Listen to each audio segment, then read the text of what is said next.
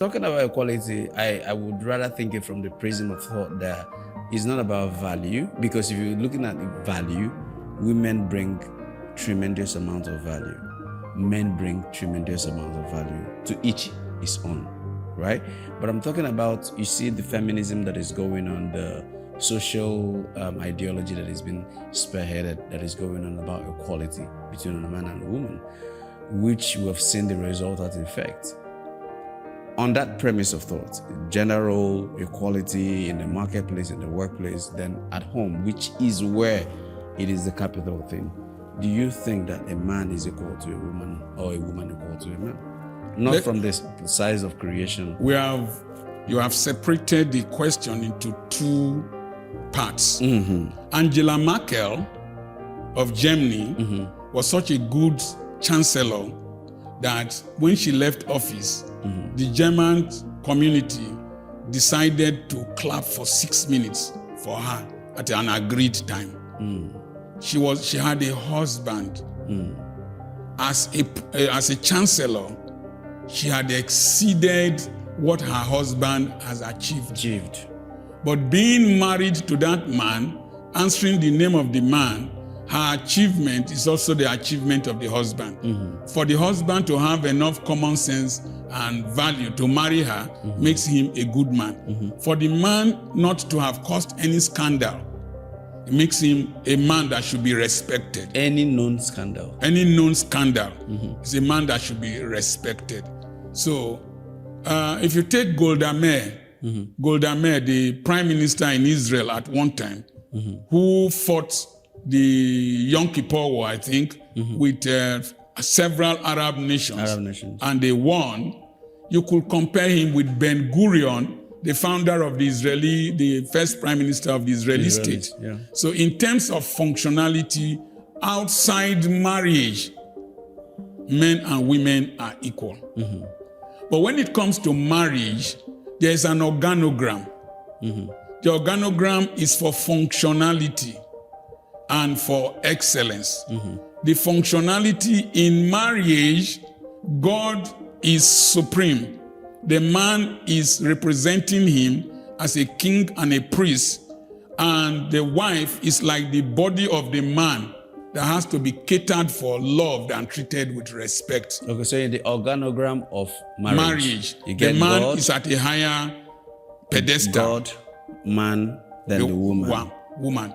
But in the Western world, it is children, it is wife, children, wife, pussycat, dogs, plants, then before you see man.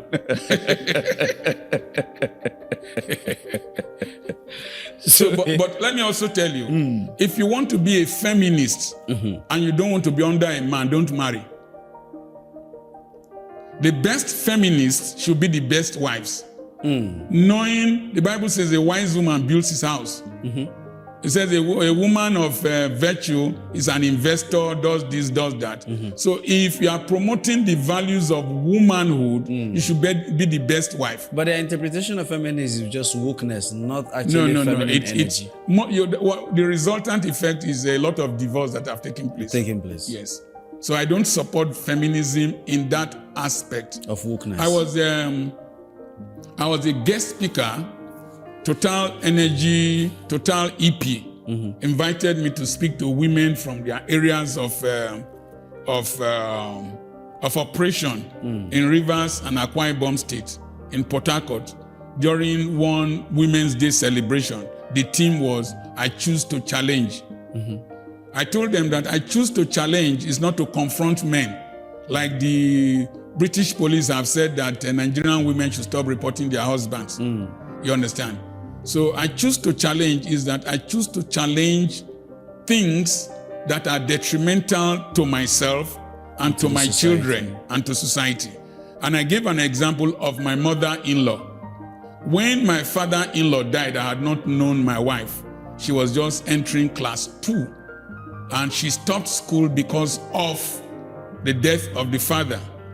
And they were now sharing things like people like assets. You understand? The wife to go to this person, this to go to this person. Then my mother-in-law, a tall, huge woman, stood up. He said, all these ones, you are sharing property. What of my daughter that has been at home, has not gone to school? What will happen to her education? She chose to challenge that decision. And they said that we don't train women, that if we train women, we train them for their husbands. And my mother-in-law said, how much is the school fees? And they said 60 naira or 60 pounds. She said, I will pay. And she trained my wife. Today, in that community, the biggest building in that community was built by my wife and I. And when she died, the kind of burial ceremony, I don't like burial ceremonies, but because of that insult, we put our feet down, and they were saying, who said they should not train women? Are you following what I'm saying? Yes, I'm following. She chose to challenge the status quo and challenge herself, not to be confrontational, When a woman is brash, she doesn't have value. The beauty of a woman is in softness. The feminine energy. Yes, and they can control you. They control us. Definitely. They control us. A primate also, they went for a synod. And I think he said that if your wives control you, stand up. All the Anglican priests stood up. One of them with a 5G wife, fat wife, refused to stand up, a canon. Primate now said, Canon, does your wife not control you? Say she does. Why didn't you stand up? Said with a very pathetic voice, I wanted to stand up, but she told me to sit down. She even controlling, even in the church. Okay, so why do men cheat? Why do men cheat? Number one, indiscipline. Number two, cultural values. Number three, influence of companionship. Number four, lack of wisdom. Number five, lack of understanding of the woman, of the wife, about the sexuality of the man. Men are enticed by what they see. And in the streets today, breast, buttocks, and bodies are all over the place. Even in church, people come to weddings with breasts saying, I am coming out. So men are enticed a lot. Number two, men think that when you cheat, when you follow women, that you're a big guy. No, you're a fool. As for me, you're foolish. You don't. Then women who are married to men who are in activities that release a lot of adrenaline, noradrenaline, testosterone, and cortisol. These hormones are sexual stimulants. An evangelist, most likely, after preaching, he will be sexually aroused when he wakes up in the morning.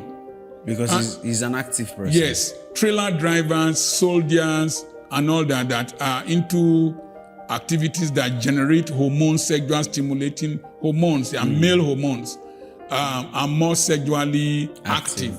So what the wife does is to detoxify the man. You give him enough before he goes out. When he's coming back, you give him enough. And then create a memory in his mind. When you create a memory in his mind, he will be thinking of that memory as the day goes by. As it goes.